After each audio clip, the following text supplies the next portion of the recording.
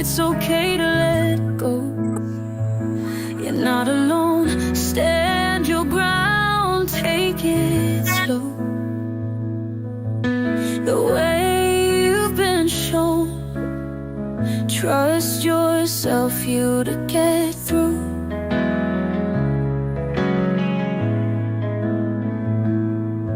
Now you're on the other side, living life again.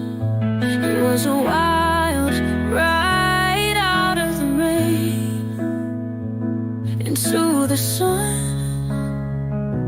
Look, you've won.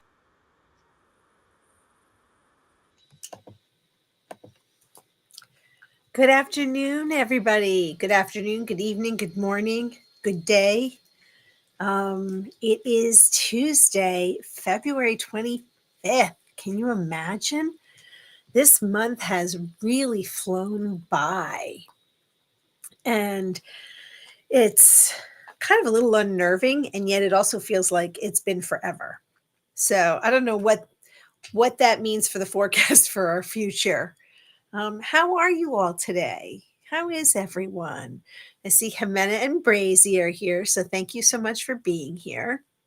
I do want to ask for forgiveness of my congestion, my nasally sound, and I have a little bit of a scratch in the throat. I am feeling better, but as you can imagine, when you get these colds, they hang on. I did not have the flu. I know Brazy had the flu, and a couple of other folks have had the flu, and it really has wiped the heck out of people.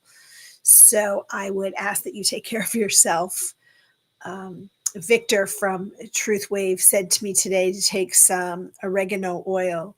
I'm not sure if I have any, so I have to look, but put it this way, I can concoct it pretty easily. So, hey, Mish, thanks for being here.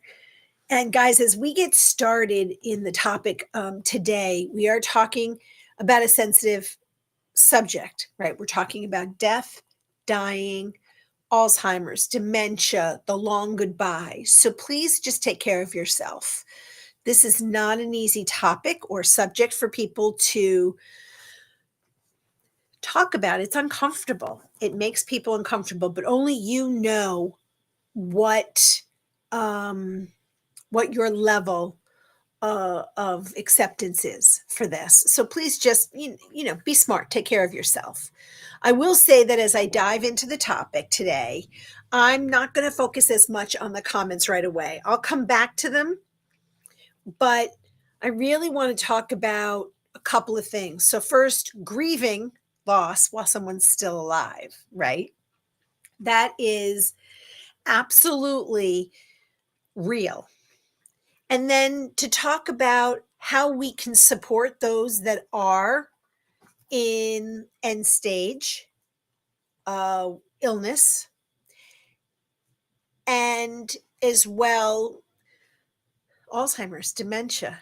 That is another cruel way of ending life. But how do we take care of ourselves? How do we support that person who's going through it? And where are we in that connection of a person? So, for example, is it your mom? Is it your dad? Is it an aunt, an uncle, a cousin, someone, a friend, a colleague? We have relationships with people throughout our lives, even at the dog park. There are people that are struggling with all sorts of things. And in the spirit of, again, I sort of tie everything back to the 12 laws of the universe, right? How do we raise the vibration and how do we support each other? So sorry about that. I will be drinking, not alcohol, some iced tea. And the pups are sitting on the ottoman by the window. I did give them a treat, but they are staring out longingly, wanting to go and play with the other pups. So you may see me mute. Just bear with me for a minute if they get out of hand. So, hello, John. Nice to see you in the chat. Welcome, welcome. So my point being, please take care of yourself during the topic. And I do have some notes that I'm going to be reading from. because grief is tough. Many of you know my story about grief, and we'll come back to my story. This is more generic today. Um, Whether I've been in other chats or some people in my life, we're going through this now, and I really want to understand how we love through this process. Loving someone doesn't mean that you suffer through it, but sometimes you do. When you know someone you love is going to die, and let's be honest, all of us are, there's one way out of this world, and that is death. We were guaranteed birth and we're guaranteed death. We came in naked and we're going out naked. So there's a little humor in that, but the truth is, if someone died immediately today, you don't have the gift of communication with someone. So that's what we're going to focus in on. All right. So we're going to jump on in. I'll get back to the comments. So please, folks, don't get your knickers in a twist if I'm not, greeting everybody as you come in.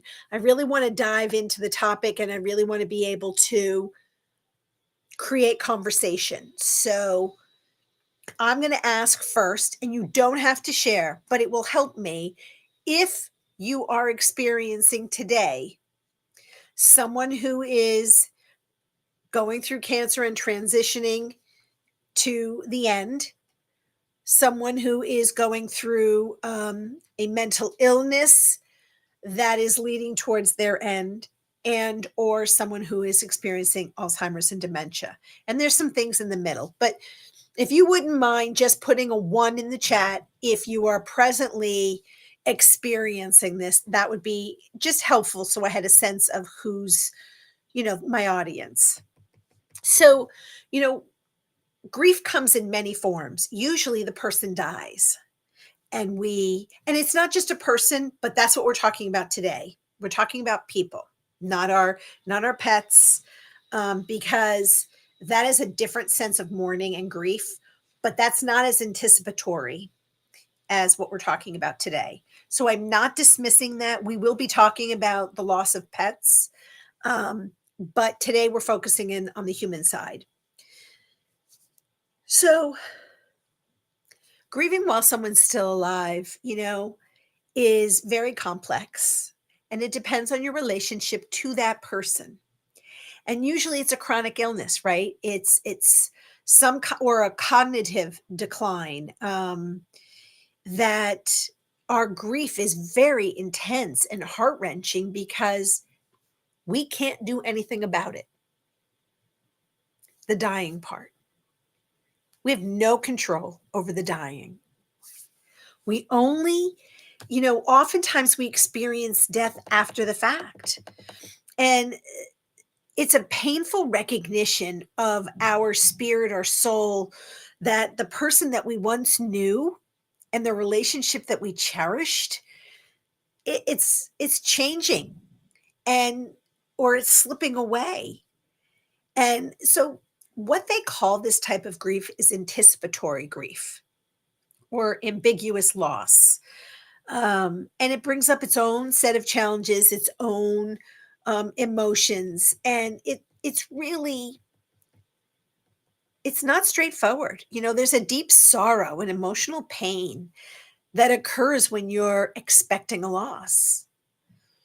And it's very common among those who are caring for loved ones with a terminal illness or Alzheimer's or conditions that are progressively diminishing that person's individual physical or mental capability, right? It's so this form of grief, it's not limited to the impending death of a person, but it encompasses, a myriad of losses that occur along the way. That loss of our companionship and shared memories, or a future that you envisioned with someone. And, it's really powerful. So I'm going to just take a moment before I dive in and just see what's going on in the chat. And I'm looking over to my right because that's where my comment section is. So please don't think I'm ignoring the camera. Um, oh, thank you, Jimena, for sharing. I don't know that disease, but um, unless you mean leukemia, but that could be the Spanish version that you're writing. Um, I don't know what NHL is in the eye socket, Mish, but um, yeah, he's losing his self. Yeah, that's it does suck. I'm so sorry. There's no graceful way for us to embrace this, right? This grief manifests itself in a myriad of ways. And they can change, but there's a sadness and a depression that comes over us. This this impending doom almost of the fact that we know that the person that we love, um, and I was going to say, and not even like, um, is going to leave us. You know, death is death and dying is dying. And what do I mean by that? It doesn't matter if you love the person or not. Those feelings alter all of us. There's this persistent nagging of sadness, of hopelessness. You know it's coming. When my mom um, initially was diagnosed with her lung cancer, I was a freaking warrior. I was going to champion her care, my mother's care. Um, and she was going to come out the other side. And damn it, if I hadn't done that. And she did it. I mean, she did the work. The woman went through chemo, for God's sake. She was heroic. Um, of all the things that we were informed about when it came to cancer and how it metastasized, we thought we were on top of all of the tests. No one once mentioned that it would metastasize or could to the brain. And I should have known better because there are people in my life whom I love dearly, whose mother also went through similar experience. As soon as I knew it went to my mom's brain, I knew what was going to happen. And it doesn't mean it always happens, but I knew for her what it meant. Many people, when cancer metastasizes to another part of the body, they, depending on their age, they can conquer it. My mom was beat.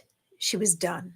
And though she was a champion and we went through 2 craniotomies for her, and she was a freaking champ, she was done. She was tired. This really put a damper in her spirit.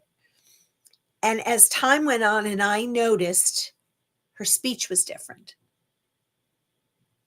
And call it intuition, call it instinct, call it whatever you want. I knew what it meant. And my sorrow, sorry, I'm going to get emotional. My sorrow was overwhelming. But to her, I was a freaking warrior and we were going to kick its ass. And there was nothing that I was going to show her to diminish her viability, the chance that she was going to survive this for another 5 years. It ended up that she had water on the brain and it was just suffocating. And unless she was going to go through a shunt in her head, in the brain, to drain the liquid, and what was it going to give her, a month maybe? She had made it perfectly clear she didn't want that well before all this happened. So the anticipation of this was heart-wrenching to me. She went into a denial. And there's anger, right? There's frustration. You're pissed. I would imagine that some of you in the chat, going through all of this, you're pissed. Like, what the heck? Why is this happening? And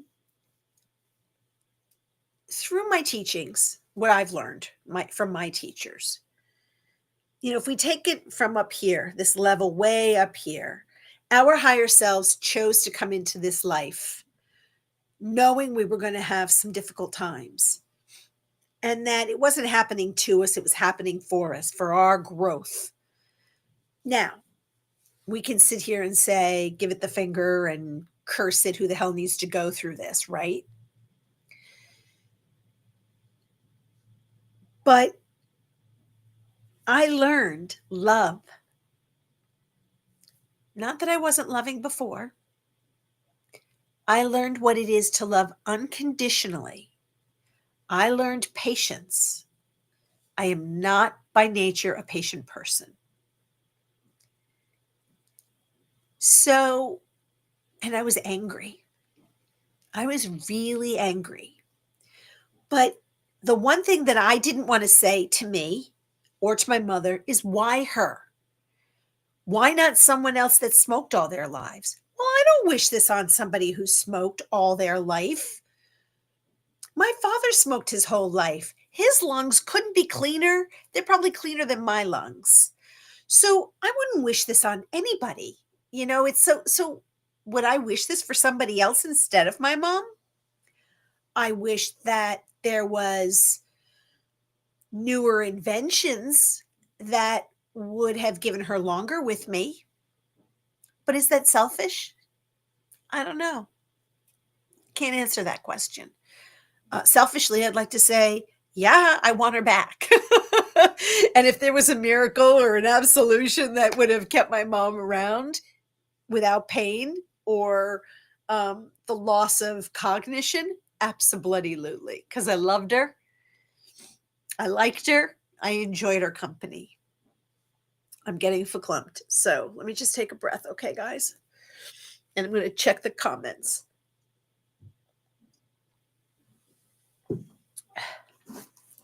Okay. Let's see. Where are we? Hey, Crystal, thanks for being here. All right, Lord Kiss Freak, thank you for being here. Hi, guys. Thanks so much. So, yeah, Braze, when pain comes, it's so exhausting. It really is. And as a caregiver, we also experience guilt because, in a way, as we're experiencing this grief while someone's alive, we're wishing for the end to come. And maybe not like I want that person to die, but I don't want that person to suffer. I just don't. And the anxiety of knowing that someone is going to die, and it's probably going to be sooner rather than later, it's an impending doom that you feel, right? There's a heaviness on your spirit, on your heart. And so it makes it difficult sometimes. And then when you're with other people, you're a little short and curt, right? It's like, why are you freaking laughing? I'm suffering over here. Why are you having a good time? You're going out and having beers. My mother's dying. You know what I mean? So it's my husband's dying. My friend is dying. Um, those are justified feelings, but I'm just sharing with you that sometimes they catch us off guard and we become isolated. I think that we withdraw from social interactions because we're feeling disconnected. I don't want to sit with you and laugh and have a good time. My world is falling apart. So screw you. You don't mean that, but that's how you're feeling, right? I mean, can anyone, relate to that? It's like, and then you're exhausted. As a caregiver, you're freaking exhausted. You're probably in charge of cooking and cleaning and laundry. And I had a baby monitor in my room, so I would hear every time my mom got up to go to the bathroom. I heard when she cried. I heard when she was lost and when she was in pain. And you have to decipher and discern, well, do I go down and take care of her? Or do I let her go through this experience? I will be honest that more often than not, I would come down Not while she was crying, because she deserved to have that privacy. That's a grief she had to go through. Sorry. I'm going to hug myself for a second. And I'm experiencing this again, watching someone I love go through that freaking cancer. And it's a different kind of cancer. But the person that I love is in pain. And there's nothing that this medical world can do. And it sucks. And on top of that, we're going to talk about the ambiguous loss. What do I mean? The person that is physically present, but they're absent now. Whether it's dementia or a brain injury, it could be somebody with addiction, but that's a topic for a different day, because that is a different topic and situation. But the ambiguous loss, it doesn't have closure. It's not clear. That person could live for a very long time, and you're in limbo. They're not in limbo. They're in they're in the comfort or the safety of their loss, right? Their recognition. So the challenge of this is, how do you manage the unresolved grief? The lack of closure. And in some cases, that person that you love may recognize you on the phone today. And maybe if you see them tomorrow or over the weekend. But the very next interaction, they may not have one clue who you are. Right? Holy crap. And so that's tough. And there's no predictability. It's one of these things that not everyone's going to understand, that kind of grief, because they're still here. So breathe. Shh, right? Breathe in, breathe out. I'm going to check the comments and get my composure. Yeah, cancer sucks. It freaking sucks. And I agree, Jimena. The more that we are sensitive people, it's really difficult to disconnect. But that doesn't mean that people that aren't highly intuitive or highly sensitive aren't feeling it. They're demonstrating it differently. I'm going to give an example. Oh, thanks, Lord Kiss Freak. I have a person in my life that the way he handles this kind of stuff is, it's kind of like a veil, and it's almost impenetrable. Like, it's not going to impact him. Now, maybe you men can explain it to me, because maybe it's a man thing that you're supposed to be stoic and brave, or maybe, I don't want to say you're not in touch with your feelings, because I don't believe that, and that's not my experience. Even with this person I'm referring to, he's got feelings, but it might be a protection mechanism. And I would also challenge the discussion in that not all men are caregivers in this situation. That doesn't mean you're not. But it's not easy to walk through this every single day and be vulnerable. And even as a woman, highly sensitive, highly emotional, highly connected and spiritual, I didn't walk around every day weeping. I walked around like a warrior, like a freaking bull in a china shop. The person I loved, I was not going to allow to suffer.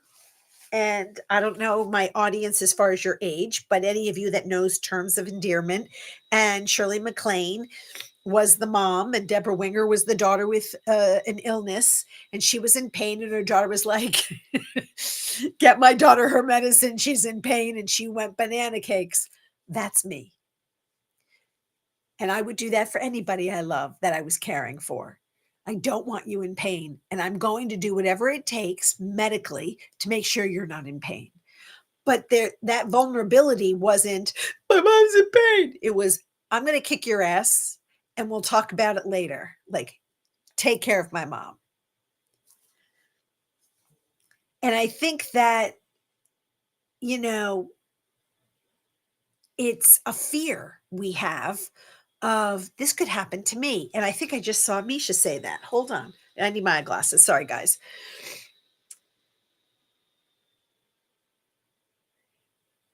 So let me see if I can do this here. Hold on. I can. So Mish says, personally, I'm petrified every time I lose another memory. My kids hate it. They think I am just not as caring as I used to be or in denial. Why would I forget things so important? So yeah, this is tough. Now, kids, when they get as they age, they're going to realize they don't remember a lot of stuff. But it's the better response, a more engaged response as the recipient. So let's say, well, we're going to talk about coping mechanisms because I think that that's our next part of this. We need to connect with people who are experiencing this similar situations that can do two things: provide comfort and acknowledgement and validation.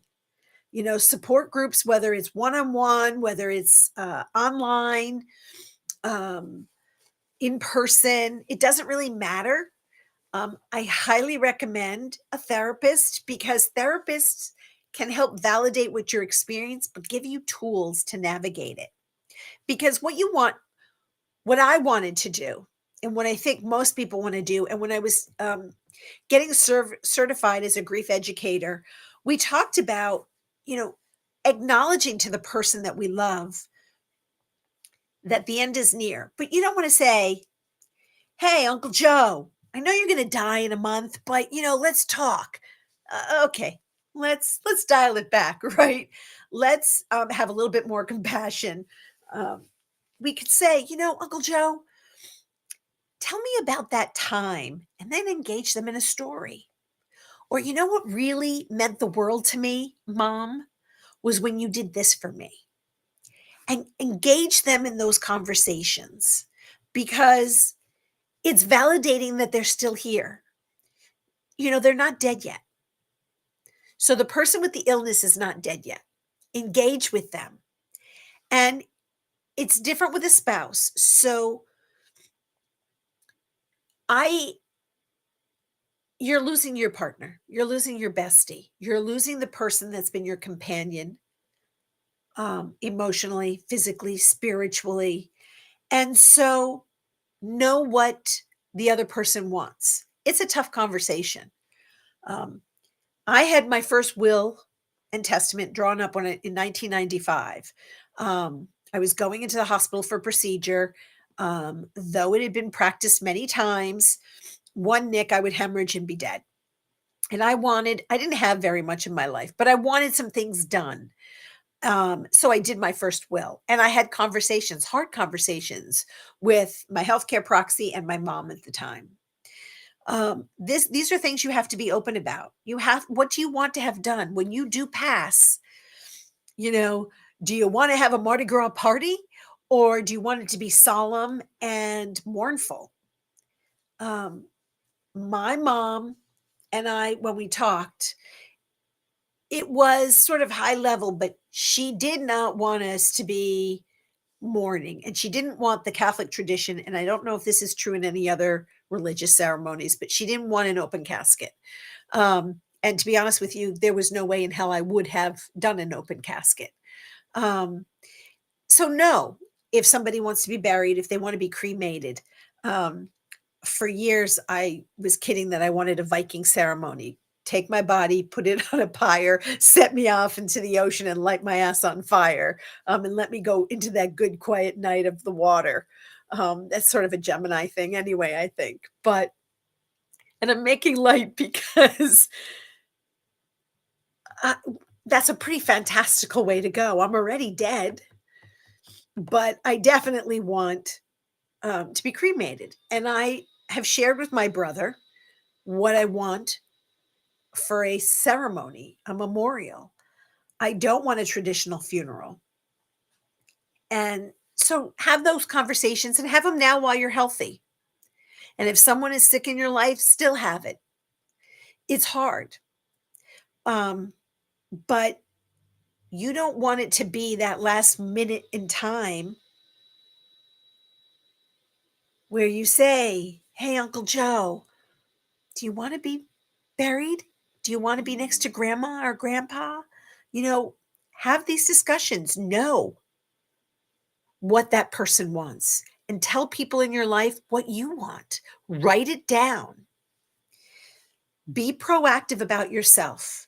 That's one thing that I can definitely say, and take it from a girl who, you know, but for the grace of God, I wouldn't be here. Um, I had things written down because it's important to me.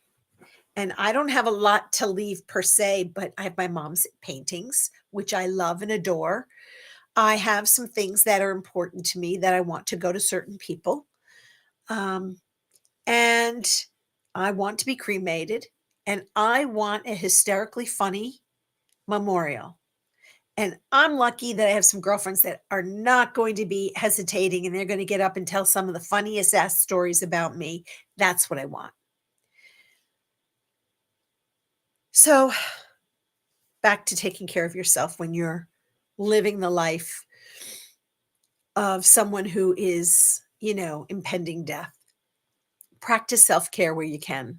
And this is not easy, but it means eating well, trying to get some exercise, even if it's a walk.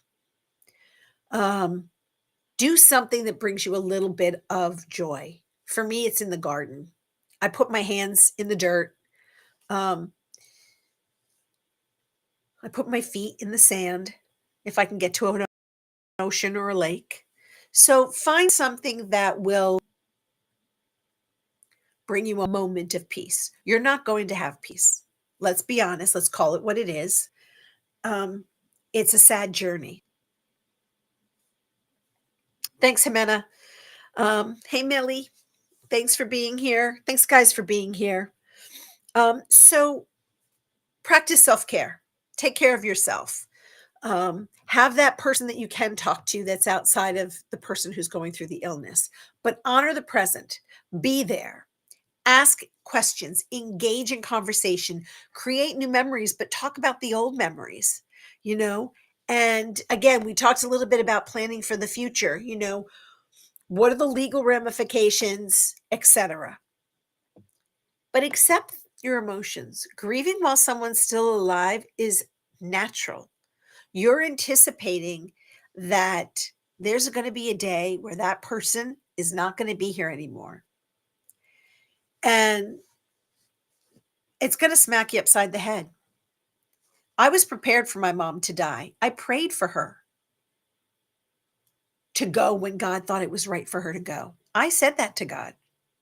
I'm like, please take her. Don't keep her here because I'm not ready. I'm never going to be ready. I was not prepared. And yet I was prepared because that was my prayer. And you have to grieve in your pace. Um, you're going to find people that can't handle this, folks. It's not an easy topic. It is profoundly difficult when someone has an illness. It's profoundly difficult when someone, through mental incapacity, is vacant and there's no end in sight. But let's be honest, you're not alone because everywhere, every day, Every second, someone is dying. Wow, right? Lean on people to help. Talk to people. Um, so, how do you support yourself, for example, with somebody with Alzheimer's? I'm going to just change topics for a second because that's something that I'm also going through at the moment. Um, and, you know, Alzheimer's sucks. Sucks, sucks, sucks. As not just the caregiver, but as a relative, because I'm not the caregiver. Um, it's being patient because the person with Alzheimer's gets confused and repeats constantly the same thing over and over. And mostly it's the repetition in their brain. I know I'm supposed to say something. Yes, I'm going to repeat this now. Oh, I know I'm supposed to say this. Um, let me tell you that will give you a deep sense of empathy that you didn't know you had. It gives you an emotional strength you didn't know you have. Digging deep, you got to dig deep because you may not be recognized. And so, engaging in a conversation to draw them out in whatever way possible. Oh, you like to play cards. What card game do you like? Oh, I used to play with my niece, Teresa, and we played this card game and I just liked it. Well, I'm the niece, Teresa. Tell me about the card game. They don't have to know it's me per se. Um, try to engage in conversation. Now, this all depends on the stage the person's in. And be aware that invading someone's space that's with Alzheimer's, you can't just go over and hug. And I'm a hugger. It might freak that person out because, as far as they're concerned, you're a stranger, right? So we have to step back. We have to allow ourselves to check what we used to do at the door until you get a sense of the person that you're working with, talking to, can handle it. And talk to the family. You know, sit around as a group if you can. Um, bring love wherever you can. And sometimes it's just not possible. And that's okay to grieve because in my case, it's only a matter of a month, I believe. And I don't know if that month means she emotionally won't recognize me at all or she'll pass. Um, and that's some kind of a journey. It's a cruel journey. Um, there's more to talk about when it comes to Alzheimer's, but I'm really sort of talking about the grief part. If you're a caregiver of somebody with Alzheimer's, there's a whole host of information that you should be aware of. I'm not the expert in that. I can bring you information, and if somebody's interested in that, I'm happy to provide it. But there are experts on how to care for somebody with Alzheimer's and or um, safe environments to put somebody with Alzheimer's in. And the same thing with dementia.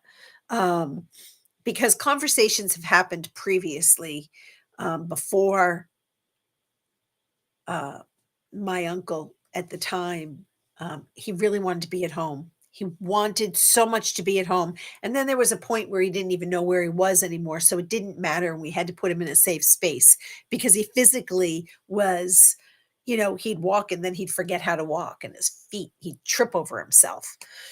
So I think the important thing through this journey is to take care of yourself. Um, talk to your family. Seek counseling when you're talking with somebody with Alzheimer's, and the best way for you to navigate that situation. Um, thanks, Millie. Yeah, I'm going to put your comment up. Hold on. I'm still navigating some of this. So Millie, that's how she did it with her grandmother, and she called in her inner child to play with my inner child. It's an odd Alzheimer's and dementia is odd. It to watch someone go back in time, and if it's not a memory for you that's as prevalent, then it's not your experience, and you have to just sit back and let them tell you. Tell me about it. Tell me about your story. Oh my gosh, really? And I it's different than, "Oh my god, for God's sakes, I just told you yesterday we did this and we did that, and don't you remember anything?" That response, people, dial it back. And if you feel like you can't contain your rage and your anger at the situation, and you don't have control over the rage that you have to repeat yourself, back it out. Because what that person who is going through this, their mind is in a place that we cannot relate to. And it's dimming that light that is in them. The slight memory, it's dimming. And they're hanging on by a thread. So, your personal response, you need to check it. I'll be the one to be hard on you and say, check your ass at the door. It's not about you. What's about you is after when you walk out. And you can be in the hall, you can be in your car, you can be on the phone with a friend. Shoot, you could call me and go, I can't freaking believe this is going on and I'm pissed. And why is this happening? That sucks, people. This sucks. Alzheimer's sucks. Cancer sucks. They're two very different long goodbyes because cancer could go on for months and months and years, depending on the age of the person, the type of cancer, how it's spreading, how it's being treated, if it is a common cancer, if it's an uncommon cancer, how much will the person has that has to fight the cancer. Because to be honest with you, I didn't have to fight it. My mom had to fight her cancer. And I would I would say what I gave her was to lean on me and I would be her champion. I would be with her through it. And we came up with all sorts of funny things about the chemo and how it was Pac-Man eating up all the cancer in her body, as well as her desire for sweets. My mother loved sweet stuff. Um, and she was pissed. She was pissed that the doctor told her she could eat anything, and she had no desire for sweets. It was as if, on top of having cancer, now she couldn't have her cake or her pie or her cookies or her little treats. And I'm like, even ice cream. All of her favorite foods, she couldn't stand the smell of. So, cancer sucks and it's cruel. Um, some people handle it differently than others. Some people can fight it, and it depends on who's in the rink with you, right? Who's in the boxing ring with you? Who's going to help champion you? Who's going to be your voice? Um, I'm sure I don't need to tell anybody this, but with someone going through either of these journeys, if you're not the caregiver, be grateful. If you are the caregiver,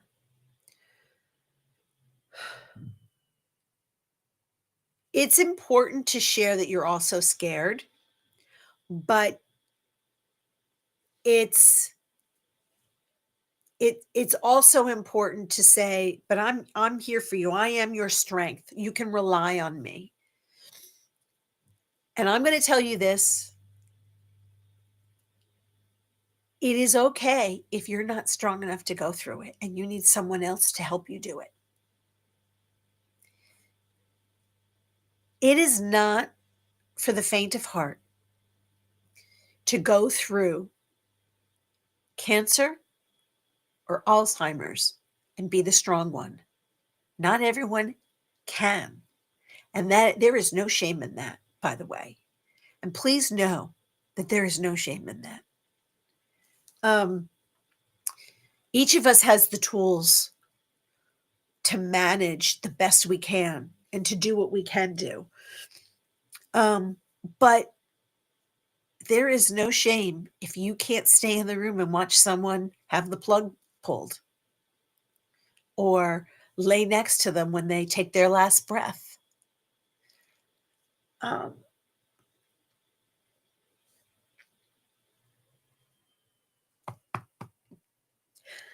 Breathe. My mom wouldn't go if I was in the room.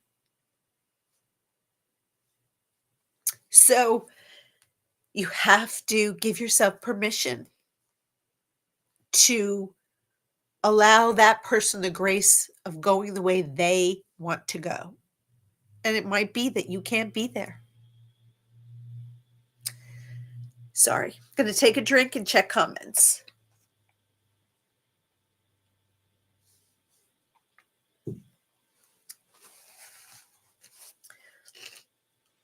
What's the song Love Hurts?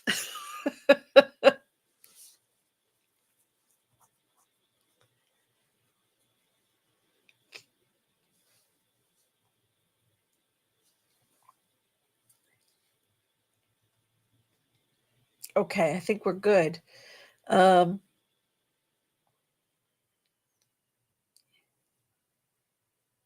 thanks. Misha, that's great information. There's an album made called Everywhere at the End of Time by The Caretaker. It's an experience that helps relate to Alzheimer's. So yeah, that's great to know. Let's see. Okay. Oh, well, happy birthday, Eric, to your dad. And I'm so blessed and happy for you that you have your parents. I still have my dad. Um, so let's just circle back. I want to tie up some of these loose ends so that we're all, you know, uh, in a place where we honor each other, having that communication where possible, engaging the person that either has cancer or is going through Alzheimer's, try to be present where possible, right? Try to listen to them. Try to talk about the stories that meant something to them or meant to you. Small gestures, where possible, you could hold someone's hand or play their favorite music. Sometimes just sitting in silence and watching TV together is comfort to that person. So think about, only you know the person in your life and how they will respond best. I'm not somebody that I'm very emotional. I'm very intuitive, but there are times where the person that I'm with that's going through this experience they can't handle it. So you have to back off and change the topic to something that is light. It doesn't matter for me. I get to talk about my puppies, and you'd be surprised the response I get when I talk about the puppies. It brings joy. There's a giddiness and an innocence that takes place when you talk about your pet. Respect their wishes. So look, if somebody says that they don't want to be kept on life support and you're not ready for them to go, you're going to have to put your big girl or boy pants on and let them go. That's their wish.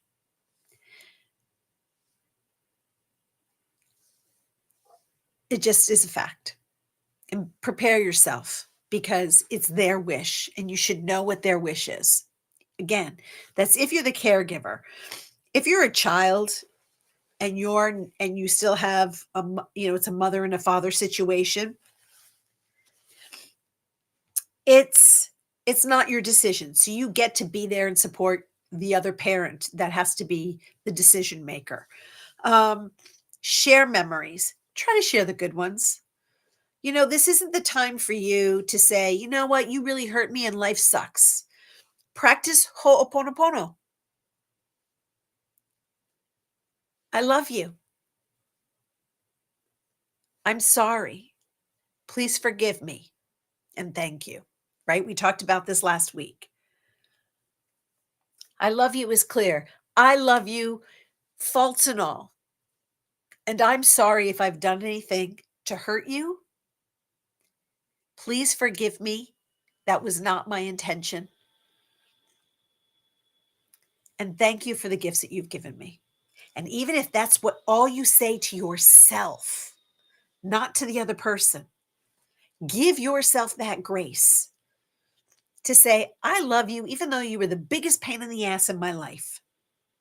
And I am sorry that you couldn't be the person that I needed to be, but I ask your forgiveness for making your life even more difficult.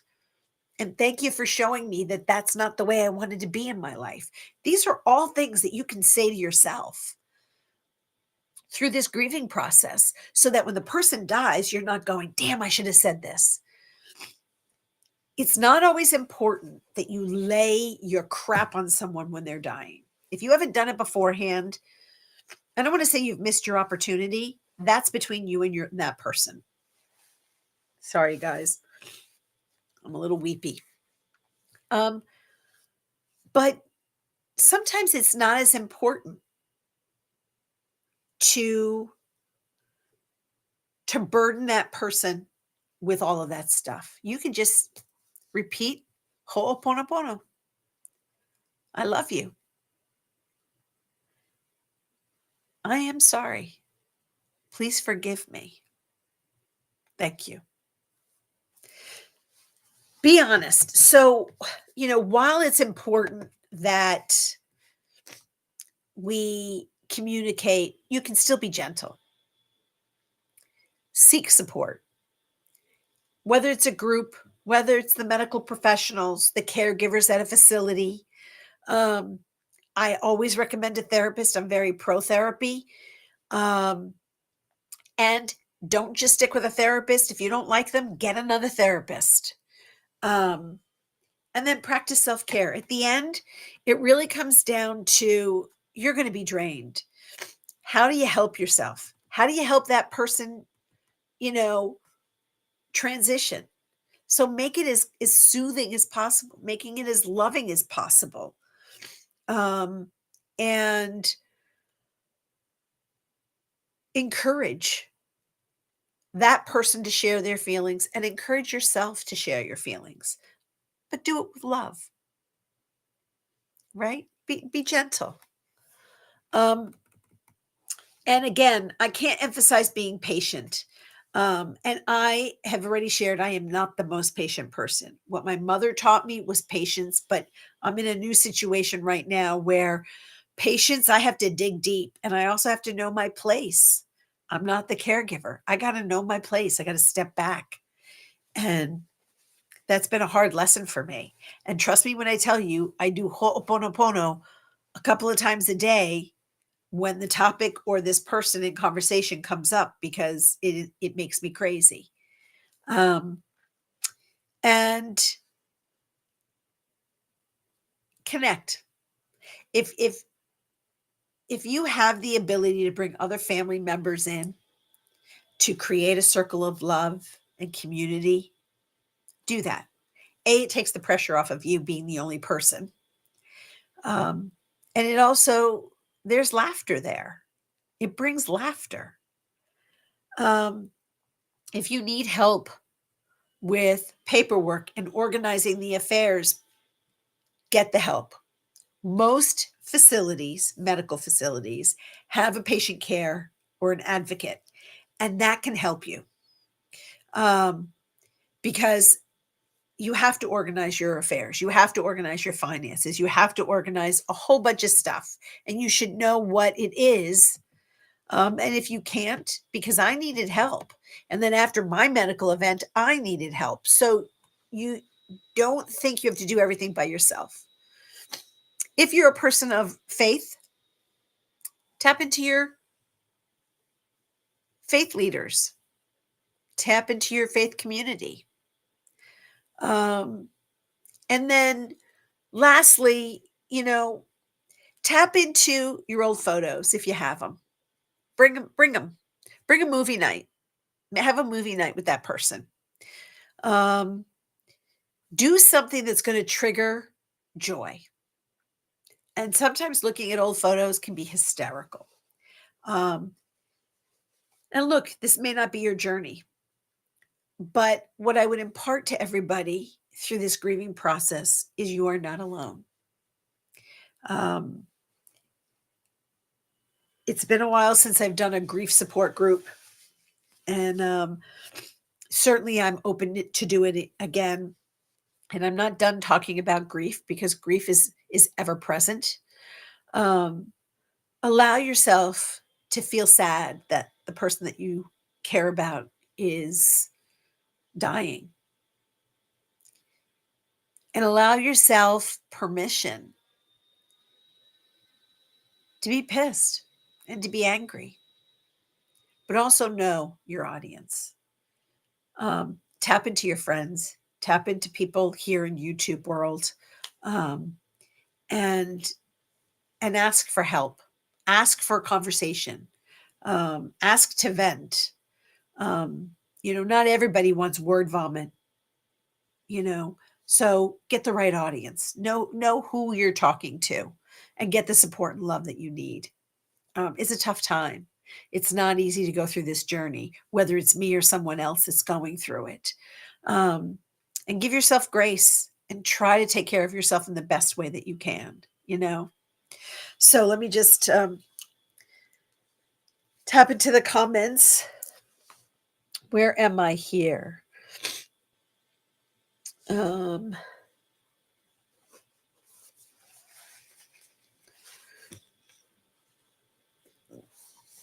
right, there looks like there's some conversations that are different here. Let's see. Yeah, connection's important. So I think that's really where I'm going to leave it with you guys. And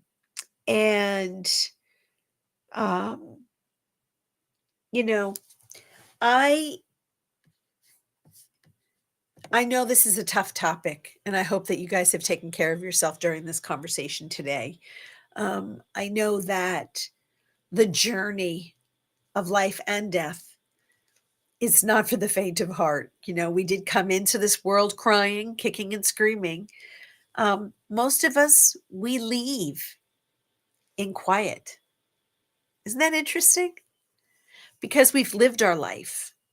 And even those that didn't live a full life, it still is a gentler pace of going because we have some knowing. We have knowing now. We know that whether in this life or the next, there's going to be love. So for all of you that have been here today, thank you so much. And please don't forget to hit like and subscribe and hit the notification bell. And take time for yourself. And in this journey of camaraderie, companionship, community, I hope that this was helpful in some capacity. I want to send you all with so much love and light, healing, joy, some laughter and giggles along the way. And know that in this world, in this time, in this space, you are loved. Ooh, it's okay to let go. You're not alone. Stand your ground. Take it slow. The way you've been shown.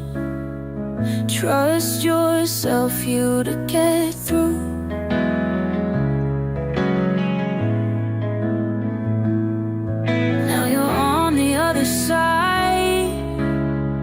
Living life again. It was a wild ride out of the rain into the sun. Look, you've won.